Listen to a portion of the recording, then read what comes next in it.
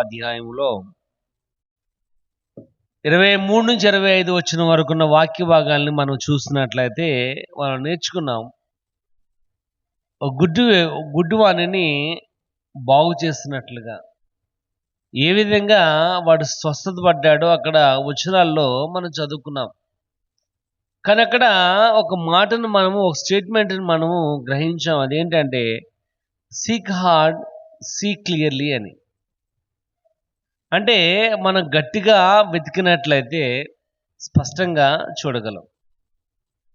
ఎప్పుడైతే మనం గట్టిగా వెతికామో, ఏదైతే మనం కోల్పోయామో, ఏదైతే మనం పోగొట్టుకున్నామో దాన్ని మరలా మనము చూడగలము అని నేర్చుకున్నాం. కాబట్టి మొదటిగా మనం ఆలోచన చేస్తున్నట్లయితే మనము వెతకడానికి పిలువబడిన వారుగా ఉన్నామని, శ్రద్ధతో అన్వేషణ చేస్తున్నట్లయితే ఆ యొక్క వెతుకుదలకు విలువ అనేది మనకు కనబడుతుంది అని మనం నేర్చుకున్నాం. ఎందుకంటే మనం గట్టిగా వెతకడానికి దేవుడు మనల్ని ఏర్పాటు చేశాడు. యెహోవా దొరుకు కాలమందు మీరు ఆయనను వెతకాలి అని. వెతికితే దొరకంది అంటే ఏమి కూడా లేదు.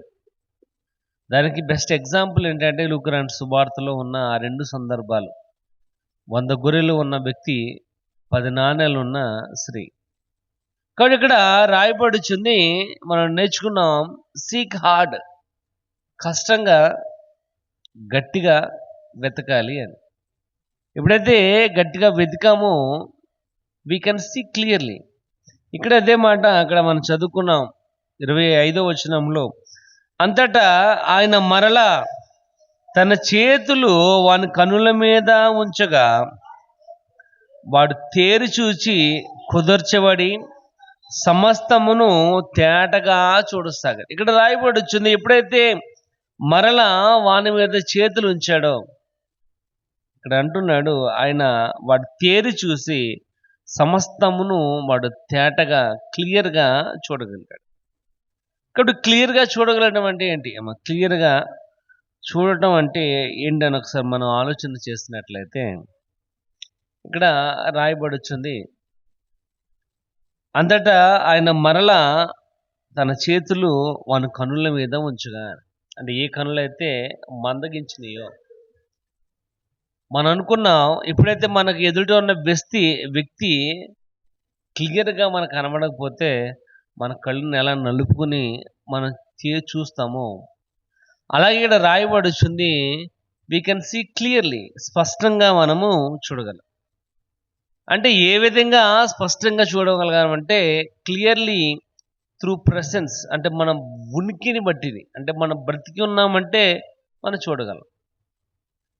ఒక్కసారి అంటూ ఉంటారు, పిల్లల్ని ఏదైనా వస్తువు తెమ్మన్నప్పుడు కమ్మ నాకు కనబడతలేదా అంటారు. మనం అంటూ ఉంటాం ఒళ్ళు దగ్గరెట్టుకుని కళ్ళు పెద్ద చేసుకుని చూడంటాం. ఇక్కడ వస్తువు అక్కడే ఉంటుంది, అది మనకి కనపడదు. అంటే మనము మన యొక్క అపిరెన్స్ బట్టి, మన యొక్క చూపుని బట్టి, మన యొక్క ఉనికిని బట్టి మనం క్లియర్గా చూడగలం. ఇక్కడ అంటే మనం బ్రతుకున్నామంటే చూడగలం. ఇక్కడ రాయబడుచున్న మాట అదే. ఇప్పుడైతే మనము చూస్తాము క్లియర్గా, మెంటల్గా ఎమోషనల్గా, ఆధ్యాత్మికంగా కూడా మనము చూడగలం. ఎందుకంటే ఇక్కడ వాక్య భాగం రాయబడుతుంది, ఆ కరెంట్ మూమెంట్ని మనం చూడగలం స్పష్టంగా. ఎందుకంటే మనం చూడకపోతే ఏ వస్తువు అయితే మనకు అవసరమో దాన్ని మనము పొందుకోలేము. అందుకని అంటున్నాడు మత్తయి సువార్త 7వ అధ్యాయం 7వ వచనంలో, అడుగుడి మీకు ఇవ్వబడును, వెదకుడి మీకు దొరకను. కాబట్టి మనము పోగొట్టుకున్న దాన్ని వెతకాలి. ఎప్పుడైతే మనము చూసాము క్లియర్గా, అది ఏ విధంగా మన సహాయం చేస్తుందంటే, ఏదైతే మనము ఆలోచన చేస్తున్నామో, ఏదైతే ఒక మంచి నిర్ణయాన్ని తీసుకోవాలనుకున్నామో అది మనం క్లియర్గా తీసుకోగలం చూస్తున్నప్పుడు. తర్వాత ఇంకో విషయం మనం చూస్తున్నట్లయితే, ఎప్పుడైతే మనం క్లియర్గా చూస్తున్నామో మనం మంచి డెసిషన్ని తీసుకోగలం, ఇంకా బెటర్గా మనకి అర్థమవుతుంది. అందుకే ప్రతి క్లాస్లో కూడా రన్నింగ్ నోట్స్ అనేది ఉంటుంది. ఎందుకు రన్నింగ్ నోట్స్ అంటే ఏదో మాస్టర్ ఖాళీగా ఉండి నేను చెప్తున్నాను మీరు రాసుకోండి అని కాదు. ఏదైతే మనం చూసామో, ఏదైతే మనం విన్నామో, ఎప్పుడైతే దాన్ని నోట్ చేసుకున్నామో అది మనకు చాలా ఉపయోగపడుతూ ఉంటుంది. కాబట్టి focus on your mind, your heart, your emotions. ఎప్పుడైతే మనం క్లియర్గా చూసామో అప్పుడే మనము ఏదైతే వింటున్నామో, ఏదైతే గ్రహిస్తున్నామో మనకు అర్థమవుతుంది. అందుకే ఒకసారి చూడండి, నేను కూడా మీకు చెప్తూ ఉంటాను, మా అందరు నాయకు చూడండి అని. ఎందుకంటే ఎప్పుడైతే మనము ఐసైట్ ఎప్పుడైతే కరెక్ట్గా ఉందో ఆటోమేటిక్గా ఆ మాట కూడా మన హృదయంలోనికి వెళ్తుంది.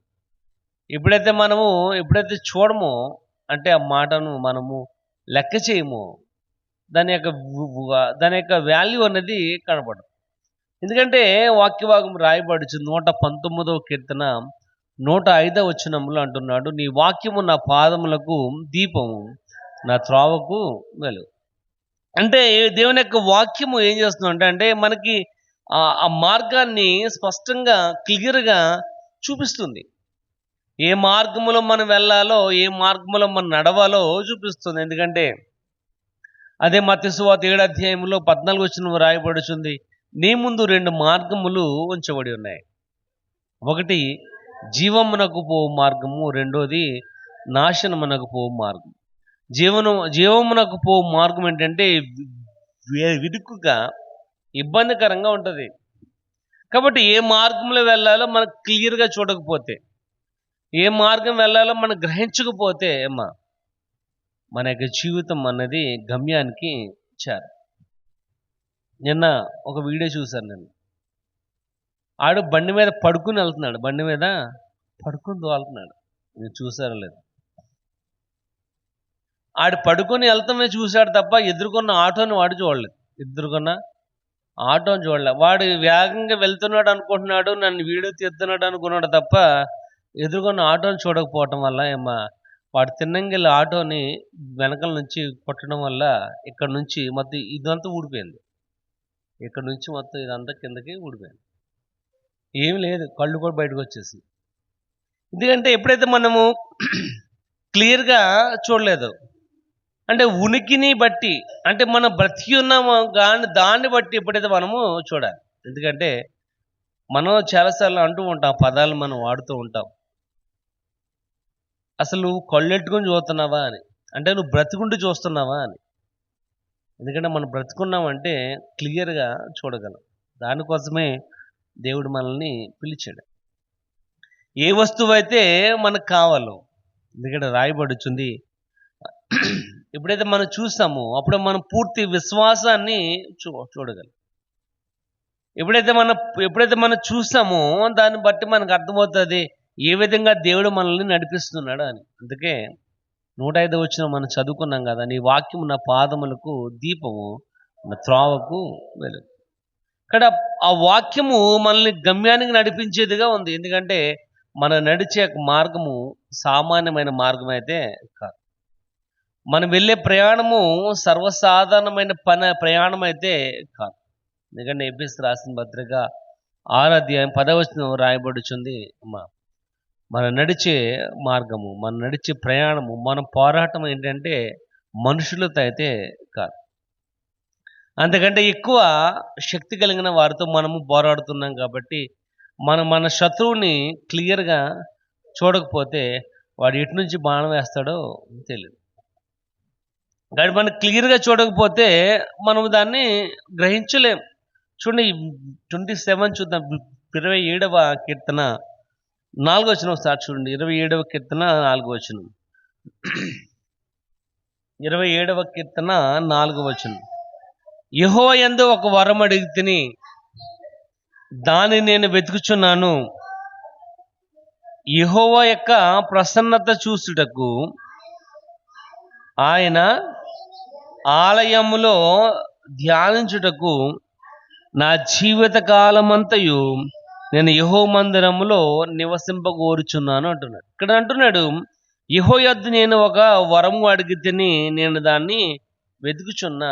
ఏంటి ఆ యొక్క వరము? దేనికోసమైనా వెతుకులాడుతున్నాడంటే యెహోవా ప్రసన్నతను చూడాలని, ఆయన ఆలయములో ధ్యానించాలని అని. అంటే యెహోవా యొక్క ప్రేమను, ఆయన యొక్క మహిమను ఆయనకు ఉద్దేశమును, ఆయనకు ఆలోచనను మనం చూడాలి అంటే క్లియర్గా చూడాలి. ఎందుకు మనం క్లియర్గా చూడాలంటే యుగ సంబంధమైన దేవత మన కళ్ళను ఏం చేస్తాడంటే గుడ్డితనం కలుగు చేస్తాడు. కాబట్టి మనము కళ్ళు లేని వారికి ఉన్నాం అనుకునేమ్మా. కళ్ళు లేని వారికి ఎందుకు? ఇప్పుడున్న ప్లేస్లో మనం కూర్చున్నా కానీ కరెంటు పోయింది అనుకోండమ్మా, మన కళ్ళున్న గుడ్డోళ్ళం అయిపోతాము. కళ్ళున్న గుడ్డోళ్ళం. మన యొక్క తడుముకునేమ్మా, ఇక్కడ కుర్చీ ఉంది, ఇక్కడ బల్ల ఉందని తడుముకుంటే తప్ప ముందుకు వెళ్ళేది. మన కళ్ళున్నా కానీ, మనకి కళ్ళున్నా కానీ వెలుగు లేకపోతే మన ప్రయాణం అనేది ఒక అడుగు తీసి ఇంకో అడుగు కూడా వేయలేదు. ఇక్కడ రాయబడుచుంది అదే. ఎప్పుడైతే మనం చూసామో అది మన యొక్క కన్ఫ్యూషన్ని రెడ్యూస్ చేస్తుంది. అంటే మనకున్న యొక్క వేరే వేరే ఆలోచనలు ఏం చేస్తాయంటే సరైన పద్ధతిలోకి తీసుకుని వస్తుంది. కాబట్టి we have to see clearly, మనము స్పష్టంగా చూడ. అందుకే అక్కడ రాయబడుచుంది, మరలా వాని మీద చేతులు ఉంచగా అప్పుడు ఆయన అంటున్నాడు, ఇప్పుడైనా నీకు కనబడుతుందంటే అంటున్నాడు, వారు తేరి చూసి కుదర్చబడి సమస్తమును కూడా నాకు తేటగా చూడు. అంటే మొదట జరిగినదే, కానీ ఇక్కడ రెండవది ఏమిటంటే ఎప్పుడైతే క్లియర్గా చూశాడో, ఆ కళ్ళు నలుపుని మనం చూస్తున్నట్లుగా ఎలాగైతే చూశాడో, అప్పుడు సమస్తమును కూడా కుదర్చబడి స్పష్టంగా కనబడినట్లుగా మనం చూడాలి. ఇక్కడ ఒకటి ఉనికిని బట్టి మనము చూడాలి. అంటే మనం బ్రతుకున్నామంటే చూడాలి దేవుని యొక్క కార్యాలు. చనిపోయిన తర్వాత ఏమా నేను రక్షింపబడతానంటే ప్రయోజనం అయితే లేదు. అందుకే ఒక పాట కూడా ఉంది, ఏంటంటే కళ్ళుండగానే దేవుని యొక్క వాక్యాన్ని ఏం చేయాలి? చదవాలి. బలం ఉన్నప్పుడే దేవుని యొక్క పరిచర్య చేయాలి. కాళ్ళు ఉన్నప్పుడే మందిరంనకు నడవాలి. నువ్వు అన్నీ పోయిన తర్వాత వెళ్దారనుకున్నానండి, అన్నీ పోయిన తర్వాత చదవలేకపోతున్నానండి అంటే ప్రయోజనం అనేది లేదు. అందుకే దీపం ఉండగానే ఏం చేయాలంట? ఇల్లు చక్కబెట్టుకో.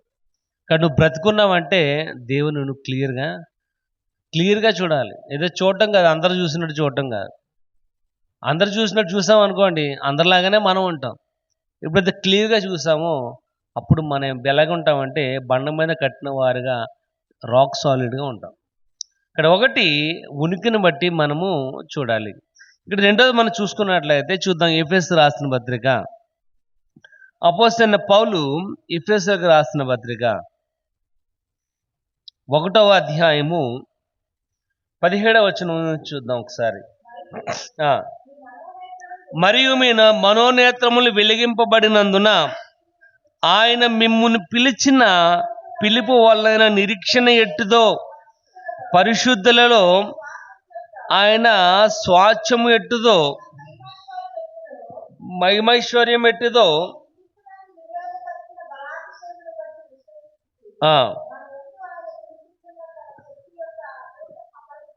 చాలండి. ఇక్కడ రాయబడుచుంది, మరియు నీ మనోనేత్రములు వెలిగింపబడినందున అంటున్నాడు. ఏంటంట? నీ మనోనేత్రములు వెలిగింపబడినందున. అంటే మనోనేత్రాలు అంటే ఏంటమ్మా? మన కళ్ళు మన హృదయం ఎప్పుడైతే వెలిగింపబడినందున, అంటే ఎప్పుడైతే లైట్ కనబడిందో, మనం అంటూ ఉంటాం ఓహో నీకు ఇది ఇక్కడే ఉందా అని. అని అప్పుడుదాకా మనకి కళ్ళు సరిగ్గా కనబడలేదు. అంటే ఇక్కడ రాయబడుచుంది, మీ మనోనేత్రములు వెలిగింపబడినందున ఆయన అంటున్నాడు, ఆయన మిమ్మల్ని పిలిచిన పిలుపు వలన నిరీక్షణ ఎట్టుదో మనం గ్రహించాలి. ఎప్పుడైతే మన కళ్ళు తెరవబడతాయో, ఎప్పుడైతే మన హృదయము తెరవబడుతుందో, మన మనోనేత్రం ఎప్పుడైతే తెరవబడుతుందో, ఎందుకు ఆయన మనల్ని పిలిచాడు, ఆయన మహిమ ఏంటి, ఆయన గొప్పతనం ఏంటి, ఆయన ప్రభావం ఏంటి అన్నది మనకి తెలుస్తుంది. మనం ఆయన ఆ విధంగా చూడలేకపోతున్నాం కనుక ఆయన అలాగ మనం చూడలేకపోతున్నాం కనుక అటో గొంతు ఇటో గొంతు వేస్తాం. ఆయన మనం క్లియర్గా చూడలేకపోతున్నాం కనుక ఎక్కడ అభిషేకం అంటే అక్కడ పరిగెడుతున్నాము. ఆయన మనం క్లియర్గా చూడలేకపోతున్నాం కనుక ఎవడు ఏ చెప్తే అది నమ్మేస్తాం. ఇక్కడ వాక్యభాగం రాయబడుచుంది, మన మనోనేత్రములు వెలిగింపబడినట్లయితే ఇక్కడ ఆయన అంటున్నాడు, ఆయన మిమ్మల్ని పిలిచిన పిలుపు వలన నిరీక్షణ ఎట్టుదో, పరిశుద్ధులు ఆయన స్వాచ్ఛం యొక్క మహిమైశ్వర్యం ఎట్టుదో, ఆయన క్రీస్తునందు వినియోగించబడిన బలాతిశయమును బట్టి విశ్వసించు మన యందు ఆయన చూపుచున్న తన శక్తి యొక్క అపరిమితమైన మహిమ మహత్వం ఎట్టుదో మనం తెలుసుకోగలం. చూడకపోతే మనం ఏమి కూడా తెలుసుకోలేం. చూడకపోవడం వల్ల ఏ రకం ప్రయోజనం అని ఉండదు. కాబట్టి ఇక్కడ రాయబడుతుంది మన యొక్క స్పిరిచువల్ విజన్, ఆధ్యాత్మికమైన చూపు అనేది మనం చూడాలి. చూడకపోతే ఆయన నిన్ను ఎందుకు పిలిచాడో తెలియదు, ఆయన మహిమ ఏంటో తెలియదు, ఆయన యొక్క మహోన్నతం ఏంటో తెలియదు, ఆయన యొక్క మహాత్యం ఏంటో కూడా నీకు తెలీదు. కాబట్టి చూడాలి. ఎలా చూడాలంటే క్లియర్గా చూడాలి. అందుకే ఆ వ్యక్తి మీద మరలా రెండవసారి చేతులు ఉంచగానే అప్పుడు వాడు తేరి చూసి సమస్తమును కూడా స్పష్టంగా తేటగా కనబడుతుందని చెప్పగలిగాడు. ఇక్కడ ప్రియమైన వాళ్ళరా, దేవుని యొక్క వాక్య భాగం రాయబడుచుంది. చూడండి ఒకసారి 1 కొరింథీ 2వ అధ్యాయం, 1 కొరింథీ 2వ అధ్యాయం 14 వచ్చింది. ఒకసారి చూద్దాం.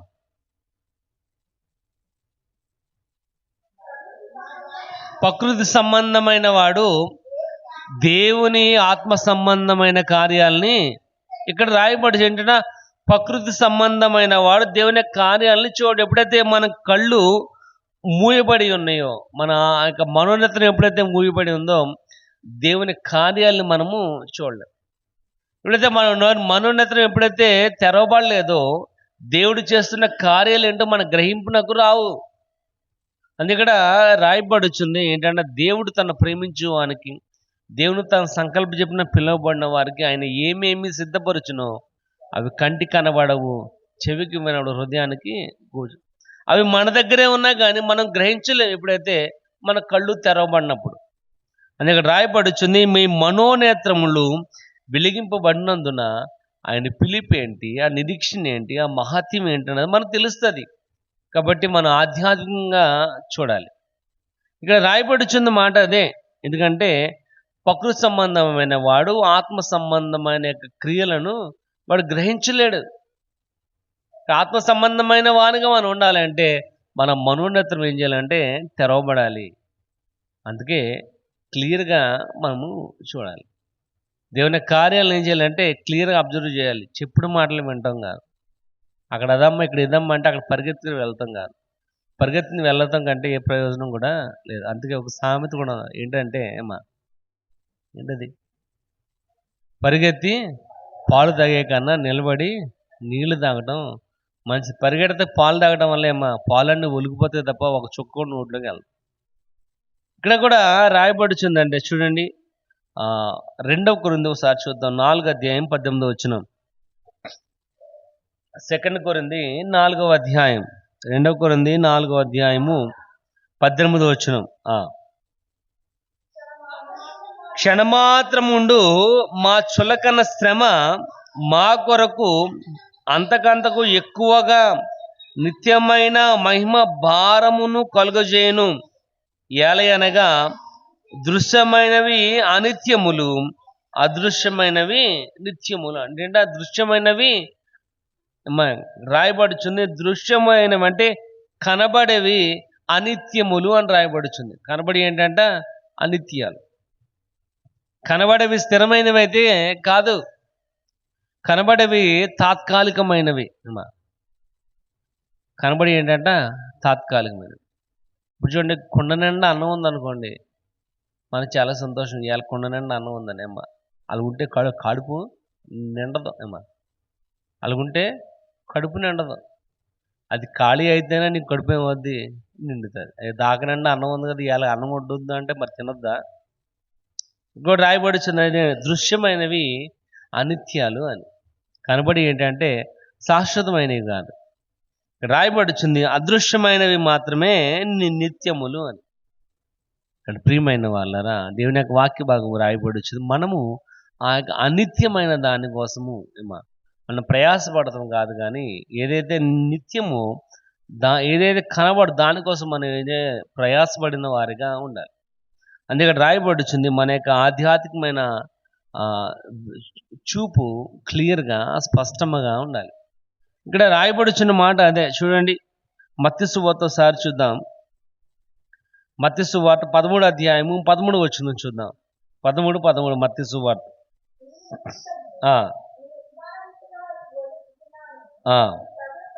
ఈ ప్రజలు కనులారా చూసి చెవులారా విని హృదయముతో గ్రహించి మనసు త్రిప్పుకొని నా వలన స్వస్థత పొందకుండానట్లు వారి హృదయము క్రొవ్వినది, వారి చెవులు వినుటకు మందములైనవి, వారు తమ కళ్ళను మూసుకొని ఉన్నారు గనుక మీరు వినుమట్టుకు విందురు గాని గ్రహింపరు. చాలండి. ఎప్పుడైతే మన కళ్ళు మూయబడి ఉన్నాయో, మన యొక్క చూపు క్లియర్గా లేదో ఏమ్మా, మనం చూసేవారిగా ఉంటాం తప్ప గ్రహించేవారిగా ఉండం. మనం వినేవారిగా ఉంటాం తప్ప దానివల్ల ఉపయోగం లేదు. అందుకే ఒక వ్యక్తి విత్తనములు జల్లుతూ వెళ్ళినప్పుడు కొన్ని ఎక్కడ పడ్డాయంటే త్రోవ పక్కన పడ్డాయి. త్రోవ పక్కన పడిన విత్తనాలు ఏంటంటే వారు విన్నారు, కానీ వినిన వెంటనే అపవాది వచ్చి ఆ విత్తనాలని వెతుకుని పోయాడు. ఎందుకంటే వారిలో ఏం లేదంటే గ్రహింపు లేదు. వారిలో ఏం లేదు, గ్రహింపు. ఎప్పుడైతే మనం అర్థం చేసుకున్నాము, మనం అంటూ ఉంటాం, నువ్వు నన్ను క్లియర్గా అర్థం చేసుకోలేదు అని. అర్థం చేసుకుంటే ఆ మనిషి బయటికి వెళ్ళడం, ఇక్కడ వాక్య భాగం రాయబడుచుంది ఏంటంటే వారు వినువారుగా ఉన్నారు, కానీ వారి హృదయం ఏమైందంటే క్రొవ్వు పట్టేయటం వల్ల ఏ రకమైన ప్రయోజనం అనేది వారి యొక్క జీవితంలో అనేది కనబడట్లేదు. కాబట్టి ప్రియమైన వాళ్ళరా, మనం క్లియర్గా మన విషన్ స్పిరిచువల్గా మనం చూడాలి. ప్రకృతి సంబంధమైన వాడిగా అందరి వల్ల చూడటం కాదు, కానీ ఒక స్టెప్ వేసి ఆధ్యాత్మికంగా ఎప్పుడైతే మనం చూసామో, మనం ఏదైతే కావాలనుకుంటున్నామో, ఏదైతే మనం పొందుకోవాలనుకుంటున్నామో తప్పకుండా మనం చూడగలం. అందుకే ఆ రెండవసారి కూడా ఆ గుడ్డివాని మీద చేతులు వేయగా వాడు తేరి చూసి సమస్తమును కూడా తేటగా కనబడుతుందని చెప్పగలిగాడు. ఒకటి క్లారిటీ త్రూ ప్రెసెన్స్, మనము ఉనికిని బట్టి మనము చూడగలం. రెండోది రాయబడుచుంది vision has to be clearly, అంటే మన యొక్క స్పిరిచువల్గా మనము చూపును కలిగిన వారిగా ఉండాలి.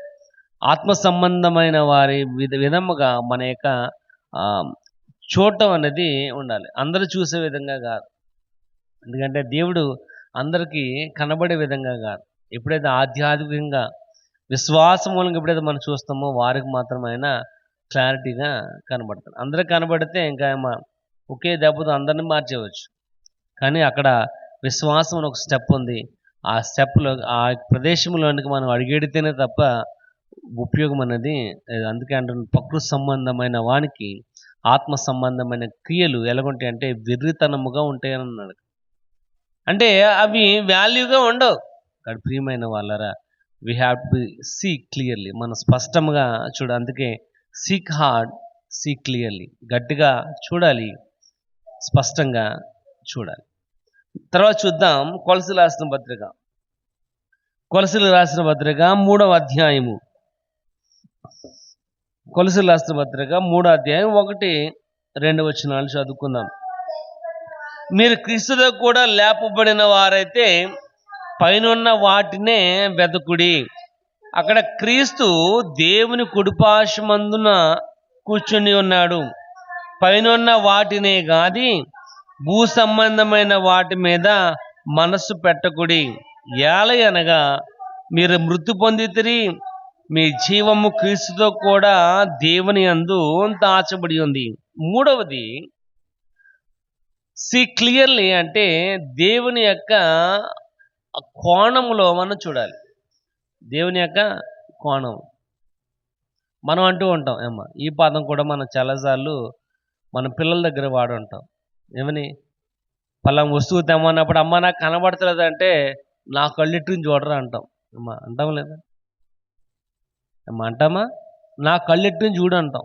అంటే మన కళ్ళు అక్కడ పంపించి నా చూపుతో చూసినట్లయితే నీకు ఆ వస్తువు కనబడదు, నా కళ్ళెట్టుని చూడమని. అది ఇక్కడ ఆయన కూడా అంటున్నాడు ఏమంటే మనం కూడా దేవుని యొక్క కోణంలో చూడాలి.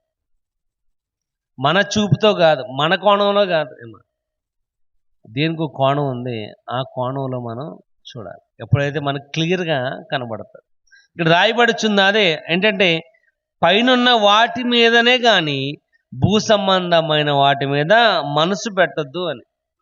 కాబట్టి we have to shift our eyes to heaven. ప్రపంచం మీద, ఈ యొక్క భూమి మీద ఉన్న దానికంటే మన కళ్ళు ఏం చేయాలంటే ఆ పరలోకం మీద ఉన్న వాటి మీదకి షిఫ్ట్ అవ్వాలి. షిఫ్ట్ అవ్వకపోతే అమ్మ మనకి ఏ రకమైన ప్రయోజనం అనేది లేదు. మన కళ్ళు దిశ మారకపోయినట్లయితే ప్రయోజనం లేదు. అందుకే కీర్తనలు మాట అంటున్నాడు, నువ్వు ఇటువాటు చూడక నీ ముందున్న దానిని స్పష్టంగా చూడాలి. నువ్వు ఇటువాటు చూసావు అనుకోండి అమ్మ, ఇటువాటు చూసావు అనుకోండి, ఏమవుతుంది? ఎవడొకడు వచ్చి నిన్ను ఎత్తుకెళ్ళిపోతాడు. నువ్వేం చేయాలంటే ఇటువాటు చూడక నువ్వు ముందున్న దాని మీద నువ్వు క్లియర్గా చూడాలి. అందుకే హెబ్రీయులు 12లో కూడా రాయబడుతుంది, విశ్వాసన కర్త దాన్ని కొనసాగించువాడనైనా యేసు వైపు ఎలా చూడాలంట? ఓపికతో చూడాలి. అక్కడ చూడడం కాదు, ఏం కావాలి? ఓపిక కావాలి. ఇక్కడ కూడా రాయబడిచింది దేవుని యొక్క కోణంలో చూడటం నేర్చుకోవాలి. ఆయన ఏ విధంగా ఆలోచన కలిగిన వాడిగా ఉన్నాడో మనం కూడా అది అటువంటి యొక్క ఆలోచన ఉద్దేశమును కలిగిన వారిగా ఉండాలి. కాబట్టి దేవుని యొక్క కోణాలు ఎప్పుడైతే మనం చూస్తామో అప్పుడే మనకు శాంతి, సమాధానం. దేవుని యొక్క కోణంలో ఎప్పుడైతే మనం చూడలేదో అప్పుడే మనకి బీపీలు, షుగర్లు, అప్పుడే మనకు ఫ్రస్ట్రేషన్లు. ఎందుకంటే మన దేవుని యొక్క కోణంలో మనం చూడట్లే, మన యొక్క కోణంలోనే చూస్తున్నాం. ఎప్పుడైతే మన యొక్క కోణంలో ఎప్పుడైతే మనం చూస్తామో అన్ని ఇబ్బందులు మనకి. మొన్న ఒక వ్యక్తి అంటున్నాడు, పాస్టర్ గారు నాకు షుగర్ వచ్చిందో తెలిసింది మీకు అన్నాడు. ఏంటయ్యా అంటే, నాకు టెన్షన్లు ఎక్కువైపోయి మా అబ్బాయి చేసిన అప్పులు కష్టాల ద్వారా, ఫ్యామిలీ ఇబ్బందుల ద్వారా నాకు షుగర్ ఎక్కువైపోయిందండి, దానివల్ల షుగర్ వచ్చింది తప్పలేదు, నాకు షుగర్ వచ్చేవాడిని కాదండి నేను అంటున్నాను. అంటే ఎప్పుడైతే మనం టెన్షన్ ఫీల్ అవుతూ ఉంటామో దానివల్ల అనేక రకాలైన ఇబ్బందులు. ఎందుకంటే మనం భూమి మీద ఉన్నాం కాబట్టి సర్వసాధారణం. కానీ దేవుని యొక్క వాక్య భాగము రాయబడుతుంది, దేవుని యొక్క కోణంలో ఎప్పుడైతే మనం చూసాము, పైన వాటి మీద ఎప్పుడైతే మనం ఫోకస్డ్గా ఉన్నామో, అందుకంటే నాడు భూమి మీద మీరు ధనాన్ని సమకూర్చుకోదు. ఏమి తిందమా, ఏమి త్రాగుదమా, ఏమి ధరించుకుందామా అని కాదు, కానీ అదే అధ్యాయం ఆఖరి మాటలో రాయబడి వచ్చింది, మొదట ఆయన నీతిని, ఆయన రాజ్యమును వెతికినట్లయితే. నేను కాలేజీలో ఉన్నప్పుడు లెటర్ రాసేవాడిని ఇంటికి, డాడీ ఇది కావాలి, ఇది కావాలి, ఇది కావాలని. ఆయన రాసిన ప్రతిసారి కూడా ఈ మాట రాసేవాడు, ముందు ఆయన నీతిని, రాజ్యాన్ని వెతకరా, అవన్నీ వస్తాయని. కాబట్టి మొదట ఆయన నీతిని, రాజ్యాన్ని ఎప్పుడైతే మనం వెతికామో పైన ఉన్నవన్నీ కూడా మన యొక్క జీవితంలో ఒక్కొక్కటి కాలానుసారంగా తగిన సమయంలో మన యొక్క జీవితంలో యాడ్ అవుతూనే ఉంటాయి. కానీ మనకు తెలియదు అవి ఎప్పుడు యాడ్ అయినాయో, మనకు తెలియదు అవి ఎప్పుడు జరిగినాయో తెలియదు. ఒకసారి మనం అనుకుంటూ ఉంటాం, ఈ వారం అంతా నేను ఎలా తిన్నానో కూడా తెలియదు అని. ఎందుకంటే ఏ పనికి వెళ్ళలేదు, ఎక్కడికి వెళ్ళలేదు అలాగని ఒక్కరోజు కూడా ఫస్ట్ కూడా నువ్వు ఉండవు. ఎందుకంటే నిన్ను నమ్ముకున్నవాడు మానవుడైతే కాదు, నువ్వు నమ్ముకున్నవాడు నరుడు కాదు. అందుకంటే బియాండ్ అవర్ లిమిటేషన్, మన యొక్క ఊహకు అందనిది. ఇక్కడ వాక్య భాగం రాయబడి దేవుని యొక్క కోణములు ఎప్పుడైతే మనం చూస్తామో, క్రీస్తుకు సంబంధించిన విషయాలు, దేవుడి వెల్లడించిన సత్యాన్ని ఎప్పుడైతే మనం చూసామో అప్పుడే మన క్లారిటీగా మనము చూడగలం. మాట చూద్దాం, చూడండి. మత్తయి సువార్త 16వ అధ్యాయం 23వ వచనం చూద్దాం. మత్తయి సువార్త 16వ అధ్యాయం 23వ వచనం. అయితే ఆయన పేతురు వైపు తిరిగి, సాతానా, నీవు నాకు అభ్యంతరకరమై ఉన్నావు, నువ్వు మనుషుల యొక్క సంగతులనే గ్రహిస్తున్నావు, తలంచుకున్నావు, కానీ దేవుని సంగతులు నువ్వు తలంచుకోవట్లేదు. ఇక్కడ పేతురు ఆయన మాట అంటాడు ఏంటంటే, నువ్వు మనిషిలాగా ఆలోచన చేస్తున్నావు. ఎందుకంటే ఆయన అన్నాడు, నేను చనిపోతాను. ఈయన అంటున్నాడు, అయ్యా నువ్వు చనిపోవడానికి లేదు, నువ్వు చనిపోతే ఎలాగా, మీ అందరం ఏమీ అయిపోతాం, నీవే దిక్కని మేము అందరం చేపలు పడతాం మానేసి వచ్చి నిన్ను వెంబడిస్తే నువ్వు చచ్చిపోతానంటే ఎలాగా, మా బ్రతికేంటి అని పేతురు మాట్లాడుతుంటే ఆయన అంటున్నాడు, నువ్వు మనిషిలాగా మాట్లాడుతున్నావు కానీ దేవుని యొక్క కార్యాలు నువ్వు గ్రహించట్లేదు. ఇక్కడ నువ్వు కూడా ఈ దినము నా దేవుని యొక్క వాక్యం వింటున్నావు, నువ్వు కూడా మనిషిలా కాదు కానీ దేవునిలాగా ఆలోచించాలి. అందుకే ఫిలిప్పీయులకు రాసిన పత్రిక, క్రీస్తు చేస్తున్న కలిగిన ఈ మనస్సును మీరును కలిగి ఉన్నారు. ఆయన ఏ రకమైన ఆలోచన కలిగిన వాడిగా ఉన్నాడో మనం కూడా అటువంటి యొక్క ఆలోచన కలిగిన వారిగా ఉండాలి. అందుకే రోమీయులకు రాసిన పత్రిక 8వ అధ్యాయంలో మనం చదివినట్లయితే అక్కడ అర్థమవుతుంది 5వ వచనంలో, శరీరానుసారులు శరీర విషయముల మీద మనసుంతురు, ఆత్మానుసారులు అయితే మాత్రము ఆత్మ విషయముల మీద మనసు పెడతారు. శరీరానుసారమైన మనస్సు మరణం అని రాయబడుతుంది. కాబట్టి మనము ఆత్మ సంబంధమైన వారం కాబట్టి మన క్రియలన్నీ కూడా, మన ఆలోచనలు, మన చూపంతా కూడా ఆత్మ సంబంధమైన వానిగా ఉండాలి. కానీ ఇక్కడ రాయబడుచుంది ఏంటంటే, ఏలయనగా శరీరానుసారమైన మనస్సు దేవునికి విరోధమై ఉన్నది, అది దేవుని ధర్మశాస్త్రం లోబడదు, ఎంత మాత్రం కూడా లోబడనేరదు అని రాయబడుతుంది. అంటే శరీరానుసారమైన మనసు దేవుని యొక్క కార్యాలని చేయలేదు, దేవుని యొక్క ఆలోచన కలిగి, దేవుని యొక్క ఉద్దేశాన్ని కలిగిన వాడిగా ఉండదు. కానీ ఇక్కడ రాయబడుచుంది ఏంటంటే, మనము భూ సంబంధమైన వాటి మీద కాదు కానీ పైన వాటి మీదనే మనము మన చూపును ఉండాలి. ఎందుకంటే మనం చదువుకున్నాం ఫిలిప్పీ రాసిన పత్రికలో, కొలసి రాసిన పత్రికలో 3వ అధ్యాయంలో ఒక మాట మనం చదువుకున్నాం. పైనున్న మీరు క్రీస్తుతో కూడా లేపబడిన వారైతేనే పైనున్న వాటిని వెతుకుడి అని ఇక్కడ మాట కనబడుతుంది. ఏంటంటే మీరు క్రీస్తుతో కూడా లేపబడిన వారు. ఎప్పుడు లేపబడతాం? మనం అనుకున్నది ఏంటంటే చచ్చిపోయిన తర్వాత లేపబడతాం అని. అంతేనా? చచ్చిపోయిన తర్వాత లేపబడతాం, దాని గురించి కాదు ఇక్కడ రాయబడి వచ్చింది. ఎప్పుడైతే మనం యేసుప్రభుని అంగీకరించామో, ఎప్పుడైతే యేసుప్రభుని నీ సొంత రక్షకుడిగా నువ్వు అంగీకరించావో, ఆ రోజునే, ఎప్పుడు నువ్వు యేసుప్రభుని అంగీకరించిన రోజునే ఆయన యొక్క జీవితంలో నువ్వు పాలు పంపులు పొందుకున్నావు. ఆయన మరణములో పాలు పొందుకున్నావు. ఆయన పునరుద్ధానంలో కూడా నువ్వు పాలు పొందుకున్నావు. కాబట్టి మనము ఆల్రెడీ ఆ యొక్క బహుమానాన్ని పొందుకున్నాం. మనము క్రీస్తుతో కూడా లేపబడిన వారం. అంతే తప్ప మనం చనిపోయిన తర్వాత లేపబడతాం కాదు. మనం ఆల్రెడీ పునరుద్ధానమును మనం అంగీకరించామంటే అది కూడా మన యొక్క జీవితంలో ఉంది.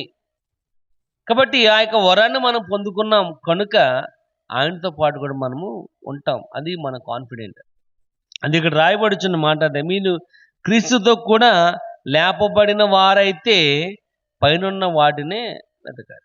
కాబట్టి ఆ యొక్క యేసుప్రభు యొక్క పునరుద్ధానంలో కూడా మనము ఉన్నాము. నేను కూడా ఆయన యందు విశ్వసించాను కనుక నేను ఆ పునరుద్ధానంలో నేను కూడా ఒక పాలుభాగస్తులై ఉన్నాను అని అనుకున్నట్లయితే మనం ఏం చేయాలంట? పైనున్న వాటి మీద, అంటే యేసుప్రభు యొక్క దేవుని యొక్క కోణములో మనం చూడాలి. అందుకంటున్నాడు సీక్ హార్డ్, సీక్ క్లియర్లీ.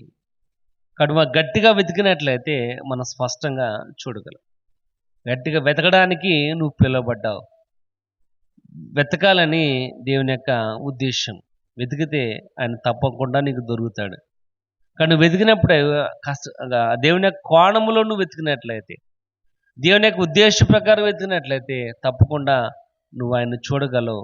ఆ ప్రసన్నత నువ్వు పొందుకోగలవని రాయబడుచుంది. ఇక్కడ ప్రియమైన వాళ్ళరా, ఆ యొక్క గుడ్డి వ్యక్తి యొక్క విషయంలో కూడా మొదట చూడగానే మనుషులు చెట్ల వలె నడుస్తున్నట్లుగా కనపడదు. కానీ రెండోసారి కళ్ళు తేరి చూసి స్పష్టంగా సమస్తం సమకూడి ఎప్పుడైతే మనం చూశాడో అప్పుడు అదే నడుస్తున్న చెట్ల వల్ల ఉన్న మనుషులు క్లియర్గా క్లారిటీగా కనపడినట్లుగా రాయబడుతుంది. ఇక్కడ ప్రియమైన వాళ్ళరా, మన యొక్క జీవితంలో కూడా మనం బ్రతికున్నామంటే దేవుణ్ణి క్లియర్గా చూడాలి.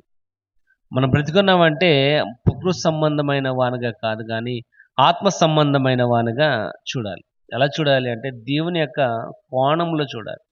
దేవుని యొక్క ఉద్దేశం, దేవుని యొక్క ఆలోచనలు ఎప్పుడైతే మనం చూస్తామో తప్పనిసరిగా ఆయన మనకి కనబడతాడు. ఆయన ప్రసన్నతను మనం పొందుకునే వారిగా ఉండగలమని దేవుని యొక్క వాక్య భాగం రాయబడుచుంది. దేవుడి కొద్ది మాటలు మన ఇంట్లో దీవించి ఆశీర్వదించును గాక.